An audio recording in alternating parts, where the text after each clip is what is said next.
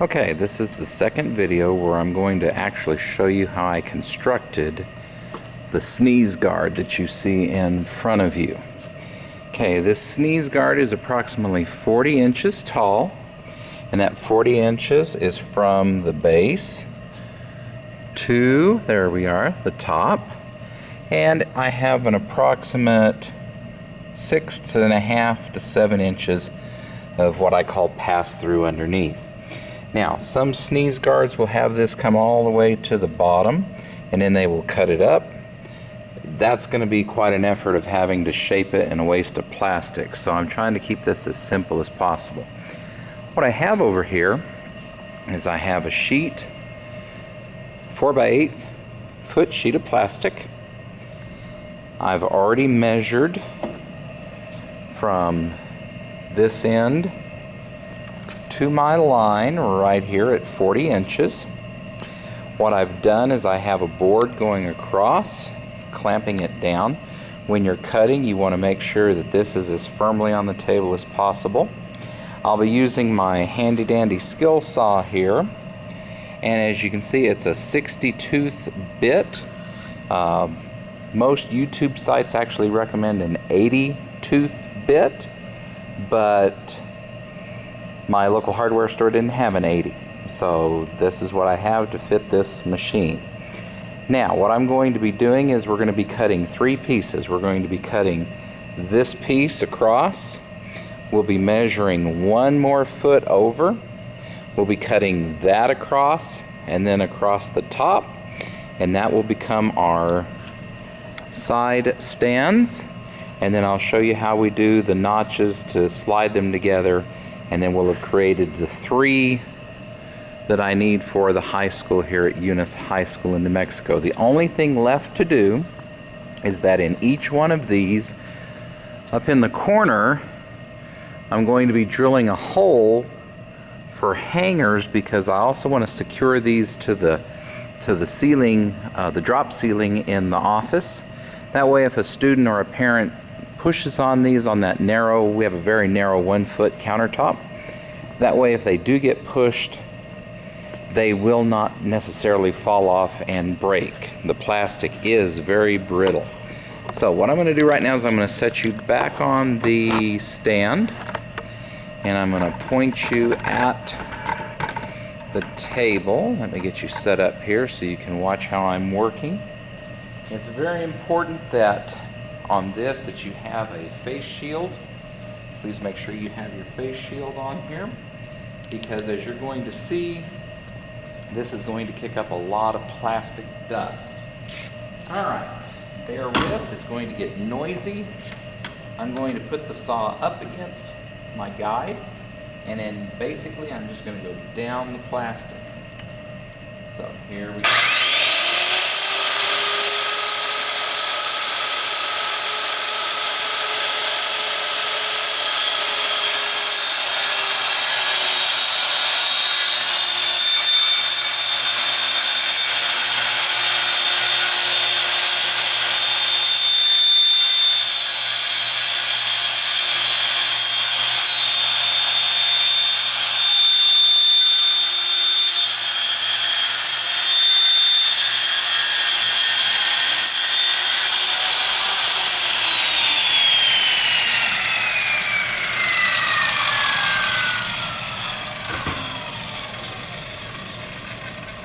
Pardon my backside there. Usually I go around the other side and finish cutting it, but I wanted to cut this in one cut today. What I do want you to observe is this plastic dust, and as you can see, plastic is charged with static electricity generated from both the saw and from being up against other plastic that I have in storage. It was I actually sparked a couple of times bringing it out today. This is fairly easy to deal with. As soon as I find it, I have it right here. I do have a bench brush. Just wipe your bench brush across, and we can get this out of here. walk around behind you. You'll also notice that when I did the saw, it was one fairly steady fluid motion. Wasn't feeding it terribly fast, but fast enough that we could get the cutting done. Okay. Alright, so now I'm going to set this piece aside. And I think what I'll do is I'm just going to stack it on the back side over here.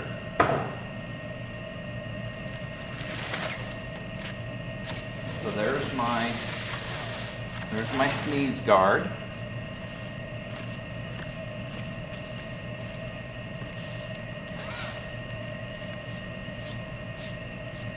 And I do leave the plastic sheeting on, or the plastic covering, the film, because as you saw, the saw can leave some marks. Okay, so let me get this out of the way. There we go. Put it on the table out of sight behind you. Alright, so now I need to move this one up so I can cut off the next piece. So I'm going to release the clamp. Out of the way. I'm going to lift this up. I'm going to move this forward.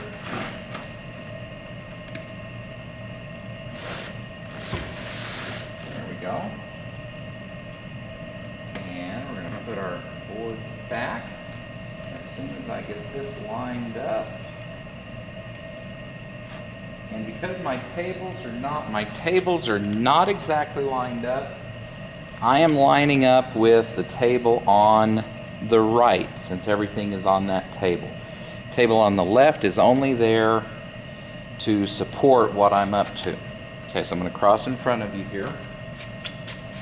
And cross again, excuse me. We need 12 inches. So now I'm going to pull back.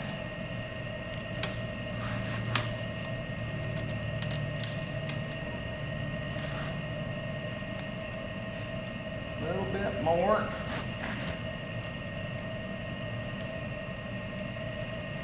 And I think we're about good.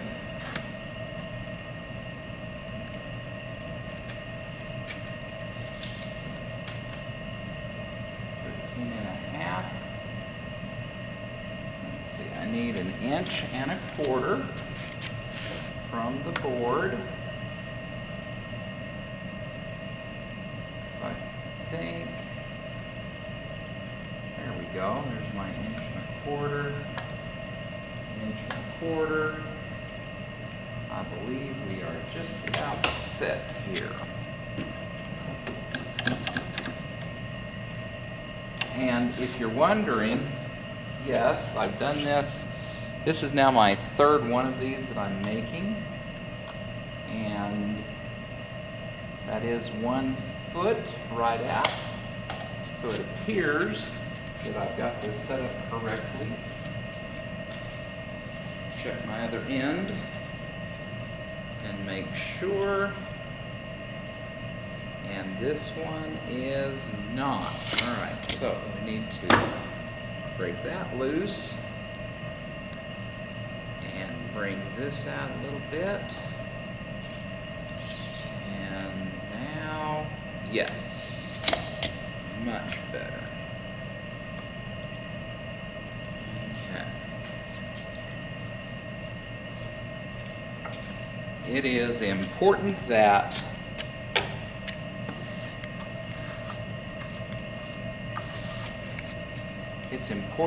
you have your plexiglass or your acrylic, whatever you want to call it, lined up, because once you've cut it, of course, it's very difficult to go back and fix any mistakes that you might have had. Alright, so just to let you know, I will be cutting this approximately right here. And I'll be cutting that all the way across to make that a 1 foot wide piece. And then I'm going to go up here and then cut it in half again across the top, and I'll have my 2 feet like I have for this other one over here.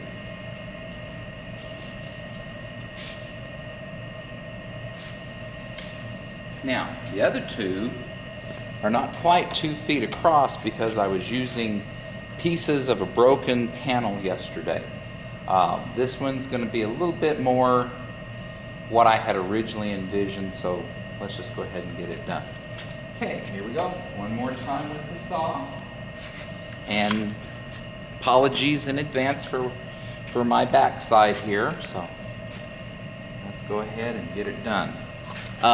The heat does generate a lot of melted plastic.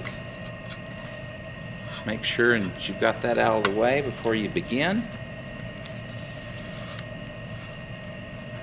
There we go. All right. Slide that up against the panel. Helmet down.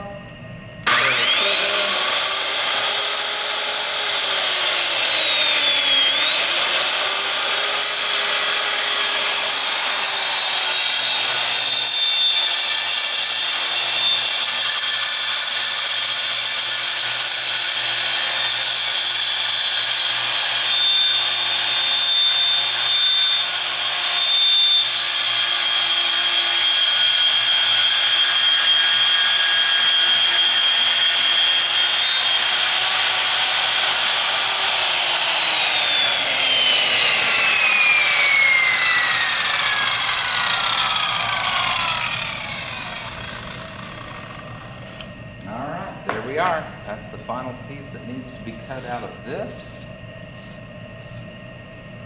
So let me get that done. And then we will begin to cut our notches here. So let me get this out of the way.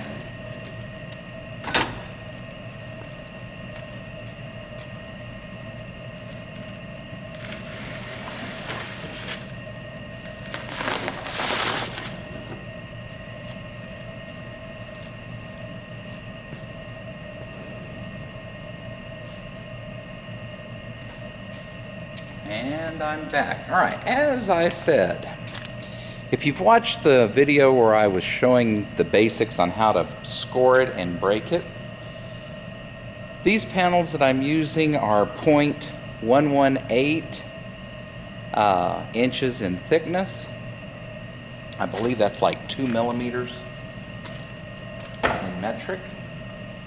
And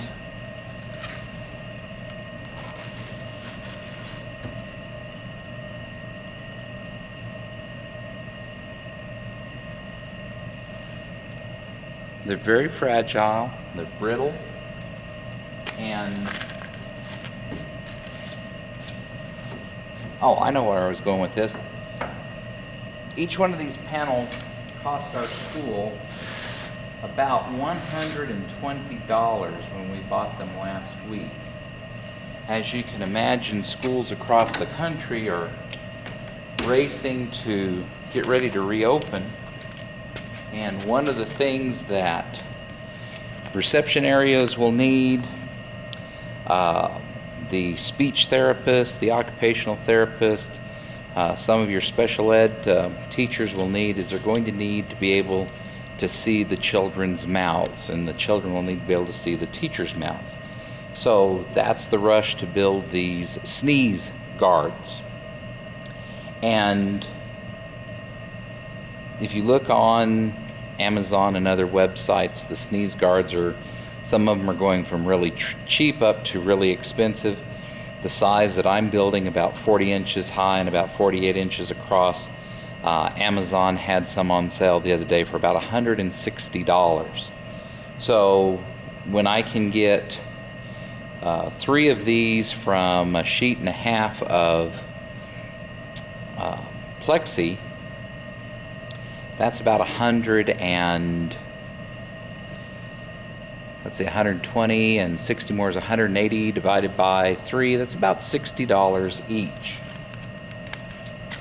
So, and in my time, and of course, I'm not going to pay myself my hourly rate that the school pays me. Oh, right on target. But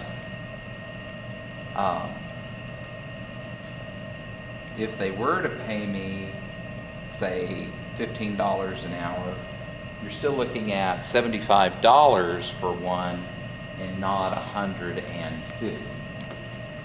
One of the things about the coronavirus pandemic that I have noticed is it appears that there are businesses out there that want to make a profit from the crisis. And while I understand making a profit for your company, what I don't understand, this is my editorial comment, and does not reflect the opinions or views of Eunice Public Schools or its administration or school board, is that it saddens me that we have people that are using the suffering of others to make money. I understand the law of supply and demand, where sheets of plastic have gone up, whereas before they were maybe 3/4 of this price or even half of the price. But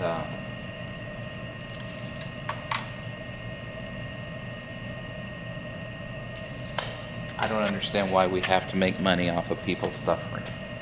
Okay, I am looking for, here it is. We're going to be putting a line across right about here. Now once I have this cut, we're going to make 2 more videos. The next video, I will show you how to shape and round the edges. I'm going to use the bandsaw that we have here in the shop. And then the last video will be cutting the slots so that they fit together as a unit.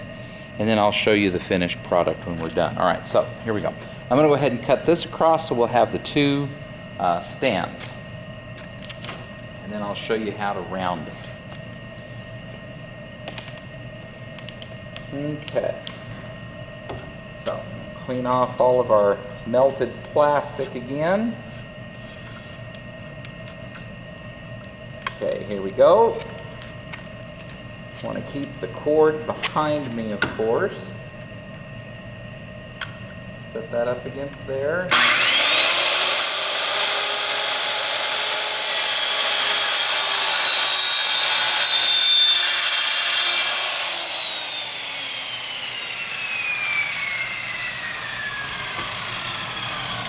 And just like that, we now have our 2 stands are ready to go.